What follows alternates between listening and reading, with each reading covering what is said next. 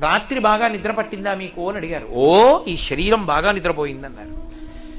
మరి మీరు? నాకు నిద్ర లేదన్నారు.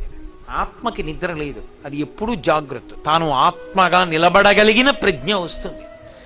అలా నిలబడగలిగిన ప్రజ్ఞ వస్తే ఈ మూడిటికి తాను సాక్ష్యమై ఇంతకాలం వేరుగా చెప్పినది బ్రహ్మముతో కలుస్తుంది. ఇప్పుడు ఈ జీవుడు అన్నవాడు జీవుడు కాడు, బ్రహ్మమే.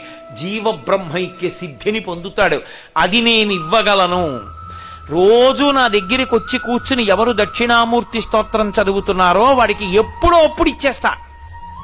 అథవా వాడి ప్రాణం పోయే సమయంలో ఆఖరి ఊపిరిలోనైనా ఇచ్చేస్తాను. ఇచ్చేసి కలిపేసుకుంటాను.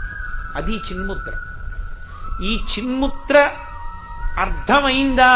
నాలుగవది దూరం చేసేది వంగిపోయి బ్రహ్మంతో కలిసిపోతుంది. అప్పుడు ఈ మూడిటికి తాను సాక్షి. ఈ మూడిటితో తాను మమేకమవడం.